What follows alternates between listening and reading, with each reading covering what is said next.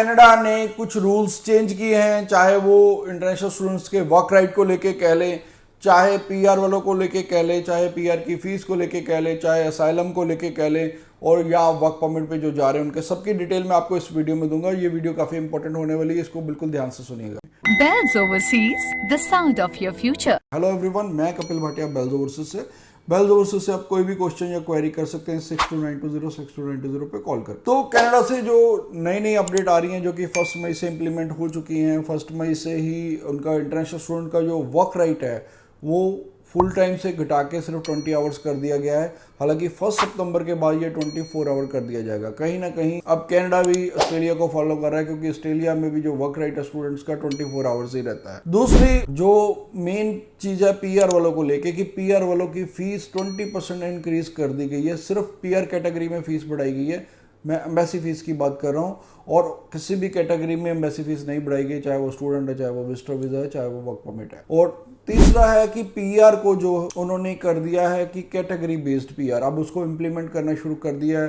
Canada की government पहले ही announce कर चुकी थी कि हम कैटेगरी बेस्ड पीआर करेंगे, उसमें उन्होंने अब उसका कोटा भी दे दिया है। 78.5% कोटा उन्होंने फिक्स कर दिया कि 30% सिर्फ फ्रेंच वालों को देंगे, और उसके बाद 15% जो हेल्थ केयर प्रोफेशनल है सिर्फ उनको देंगे, 25% स्टेम वालों को देंगे, और 5% वो देंगे ट्रेड वालों को। ट्रेड में आपको पता कि इलेक्ट्रिशियन, प्लम्बर सारे वही उसी ट्रेड में आते हैं। आप किसी भी ट्रेड से हो तो वो 5% में कोटा दिया उनको, 3% ट्रांसपोर्टेशन वालों को, और सिर्फ 0.5% एग्रीकल्चर और एग्रीकल्चर से रिलेटेड प्रोडक्ट्स वालों को। तो अब 78.5% ये सिर्फ इन्हीं ट्रेड्स को मिलेगा, बाकी 21.5% बाकी सारे ट्रेड को मिलेगा पीआर।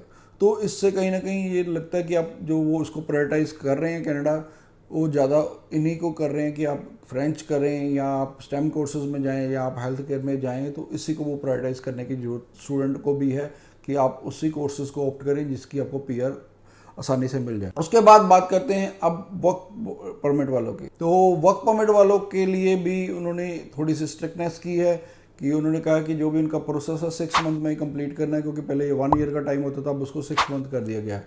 और जो रीन्यू भी होगा आपका लिमिया, तो वो भी 1 ईयर के लिए होगा। पहले ये आप 2 ईयर या 3 ईयर के लिए भी रिन्यू कर लेते थे, वो अब एवरी 1 ईयर के बाद रिन्यू होगा। उसके बाद असाइलम को लेके भी अपडेट आई है कि जो मिस्टर मार्क वेलर उन्होंने कहा है कि जो स्टूडेंट्स है वो काफ़ी असाइलम ले रहे हैं अपनी स्टडी छोड़ के, तो कहीं ना कहीं जो इंस्टीट्यूट्स हैं उनको स्ट्रिक्टनेस करनी चाहिए। और उन्होंने कहा कि अगर फिर भी ये, क्योंकि असाइलम बहुत ज़्यादा इंक्रीज़ हो चुकी है, उन्होंने कहा कि 4000% इंक्रीज़ हुई हैं एप्लीकेशंस, तो उसको वो ये कह रहे हैं कि हम इसको आने वाले टाइम पे इसके लिए भी अगर ये नहीं रुकते तो इसको भी कब करने के लिए हम कुछ ना कुछ स्टेप्स लेंगे। तो आने वाले टाइम में हो सकता है कि असाइलम वालों के लिए भी कुछ वो रूल्स में चेंज लेके आएँ।